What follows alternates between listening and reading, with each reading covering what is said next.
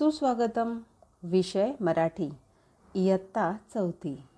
तर माझ्या बालमित्रांनो, आज आपण पोपटाचे चातुर्य या धड्याखालील दिलेल्या प्रश्नांची उत्तरं समजून घेणार आहोत आणि लिहिणार आहोत.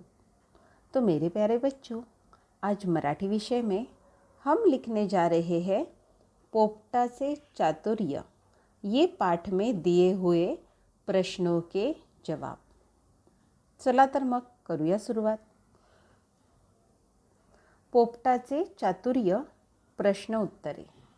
तर सगळ्यांनी पान क्रमांक 58 पेज नंबर 58 टेक्स्टबुकमधून ओपन करायचं आहे. म्हणजे पाठ्यपुस्तकातलं पान क्रमांक 58 सगळ्यांनी उघडायचं आहे. स्वाध्याय मौखिक म्हणजे ओरल. तर या पहिल्या 4 प्रश्नांची उत्तरं बाळांनो आपण ओरली म्हणजे तोंडीच देणार आहोत. तो ये पहले 4 प्रश्नों के जवाब हम ओरली ही देने वाले हैं. प्रश्न पहिला, तुम्हाला कोणता पक्षी आवडतो? याची उत्तरं नक्कीच वेगवेगळी असू शकतात, हो की नाही? पण आपण इथे उत्तर लिहिलेलं आहे, आम्हाला मोर पक्षी आवडतो. आवडतो की नाही सगळ्यांना? रंगीबिरंगी असा सुंदर दिसणारा मोर. दुसरा प्रश्न आहे, पोपट कुठे होता? आणि उत्तर आहे, पोपट व्यापाऱ्याच्या घरी पिंजऱ्यात होता. तिसरा प्रश्न आहे, व्यापारी कुठे गेला? सांगा पाहू. अगदी बरोबर, व्यापारी भारतात गेला. आणि चौथा प्रश्न आहे, पोपटाने काय जाणले? उत्तर आहे, मेल्याचे सोंग केल्यानेच आपली सुटका होईल हे पोपटाने जाणले. तर अशा प्रकारे मौखिक प्रश्नांची ओरली उत्तरं आपण दिलेली आहेत. तो इस तरह से मौखिक प्रश्नों के ओरली जवाब हमने दे दिए हैं. चला आता पुढे आपण लेखी प्रश्नांकडे जाणार आहोत. तर प्रश्न पहिला, रिकाम्या जागी योग्य शब्द लिहा, मतलब फिल इन द ब्लैंक्स. तो इसके जवाब हम Marathi text book page number 58 पे ही लिखेंगे, कारण इथे आपल्याला जागा दिलेली आहे उत्तरे लिहायला. पहिलं वाक्य आहे, एकदा एक डॅश भारतात आला, आणि उत्तर आहे व्यापारी. दुसरं वाक्य आहे, त्यामुळे डॅश त्याच्यावर जीव जडला. उत्तर आहे व्यापाऱ्याचा. तिसरं वाक्य आहे, त्या व्यापाऱ्याने डॅश उघडला. उत्तर आहे पिंजरा. चौथं वाक्य आहे, तो पोपट डॅश उडून गेला. उत्तर आहे भुरकन. आणि 5वं वाक्य आहे, त्याची डॅश झाली, आणि उत्तर आहे सुटका, त्याची सुटका झाली. तो इस तरह से हमने रिक्त स्थानों की पूर्ति कीजिए, पूरी कीजिए, यह प्रश्न के जवाब हमने लिख दिए हैं. आता जाऊया प्रश्न दुसरा, कोण कोणास म्हणाले ते लिहा.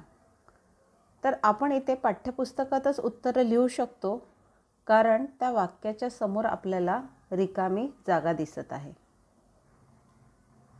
पहिलं वाक्य आहे, अरे मी तुझ्या देशात जात आहे. कोण म्हणालं बाळांनो? अगदी बरोबर, व्यापारी पोपटाला म्हणाला. लिहा सगळ्यांनी, व्यापारी पोपटाला म्हणाला. आता दुसरं वाक्य पाहूया, किसने किससे कहा? चलिए बताइए जल्दी. दुसरं वाक्य आहे, मला तिकडून काहीही आणू नका. कोण म्हणालं? अगदी बरोबर, पोपट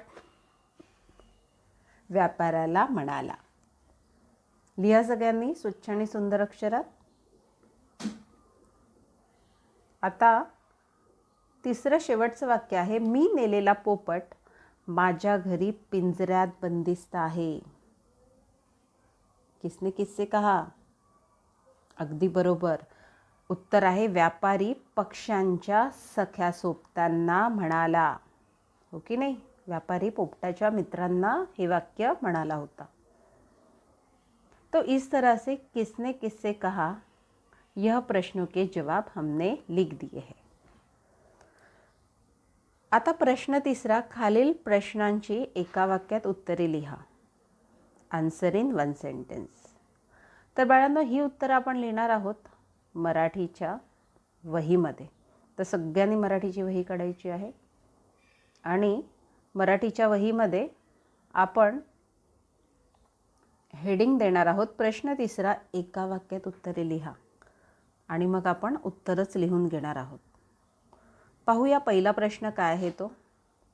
व्यापाऱ्याने पोपट कुठून विकत घेतला?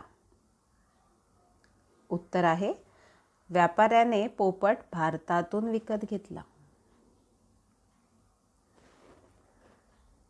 दुसरा प्रश्न आहे, वृद्ध पोपट काय ऐकून खाली पडला?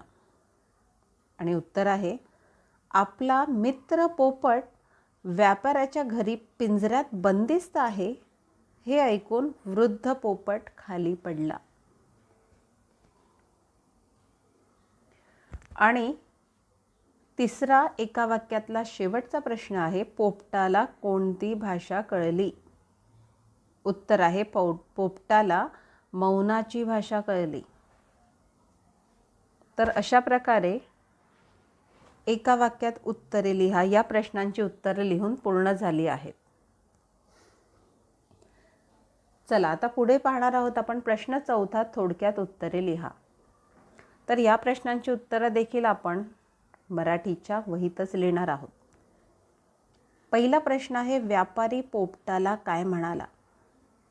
आणि उत्तर आहे, व्यापारी पोपटाला म्हणाला, अरे मी तुझ्या देशात जात आहे, तर तिकडून तुझ्यासाठी काही आणू का? तसेच कोणाला काही निरोप द्यायचा असेल तर तेही सांग. दुसरा प्रश्न आहे, व्यापाऱ्याचे बोलणे चालू असताना काय घडले? आणि उत्तर आहे, व्यापाऱ्याचे बोलणे चालू असताना पिंजऱ्यातील पोपट बेशुद्ध पडला. व्यापाऱ्याने पिंजरा उघडला व पोपटाला पिंजऱ्याबाहेर काढून खाली जमिनीवर ठेवले. तेव्हा तो पोपट भुरकन उडून गेला. तिसरा प्रश्न आहे, वृद्ध पक्ष्याने पोपटाला कोणता निरोप दिला? आणि उत्तर आहे, मेल्याचे सोंग कर म्हणजे तुझी सुटका होईल असा निरोप वृद्ध पोपटाने दिला. तर अशा प्रकारे थोडक्यात उत्तरे लिहा. या प्रश्नांची उत्तरं लिहून पूर्ण झालेली आहेत. आता पाचवा प्रश्न आहे, खालील वाक्ये अर्थपूर्ण करून लिहा. तर इथे आपल्याला वाक्य दिलेलं आहे, ते आपल्याला वाक्य प्रॉपर अरेंज करायचं आहे. शब्द व्यवस्थित अरेंज करून आपण ते व्यवस्थित वाक्य बनवणार आहोत. तर पहिलं वाक्य त्यांनी दिलेलं आहे, तो ठेवला पिंजऱ्यात देशात घरी आपल्या नेऊन. आणि उत्तर आहे, आपल्या देशात नेऊन तो घरी पिंजऱ्यात ठेवला. या प्रश्नाचं उत्तर आपण लिहिणार आहोत मराठीच्या पाठ्यपुस्तकात. लिहा सगळ्यांनी. आता दुसरं वाक्य आहे, पिंजरा उघडला व्यापाऱ्याने त्या. आणि अर्थपूर्ण वाक्य आहे, त्या व्यापाऱ्याने पिंजरा उघडला.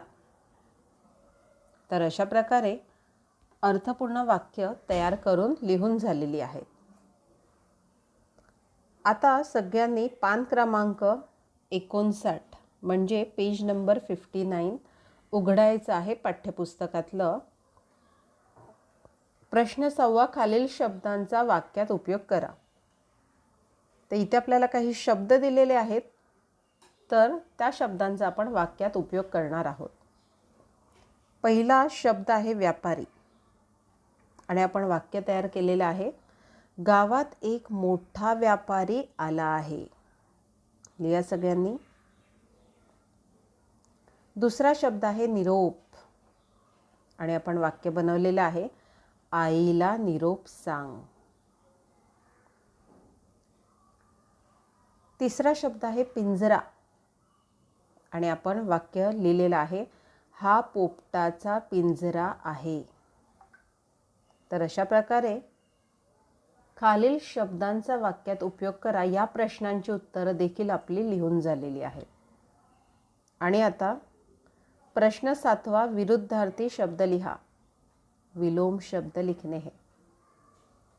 पहिला शब्द आहे दूर, त्याचा विरुद्धार्थी शब्द आहे जवळ. दुसरा शब्द आहे मित्र, त्याचा विरुद्धार्थी शब्द आहे शत्रू. तिसरा शब्द आहे अशुद्ध, त्याचा विरुद्धार्थी शब्द आहे शुद्ध. चौथा शब्द आहे स्वतंत्र आणि त्याचा विरुद्धार्थी शब्द आहे परतंत्र. पाचवा शब्द आहे बाहेर, त्याचा विरुद्धार्थी शब्द आहे आत. आणि शेवटचा शब्द आहे सुंदर, त्याचा विरुद्धार्थी शब्द आहे कुरूप. तर अशा प्रकारे बाळांनो, पोपटाचे चातुर्य या धडाखालील असलेल्या प्रश्नांची उत्तरं आपण लिहून पूर्ण केलेली आहेत. आणि आपण पुन्हा भेटणार आहोत आपल्या मराठीच्या पुढच्या सेशनमध्ये. तोपर्यंत धन्यवाद.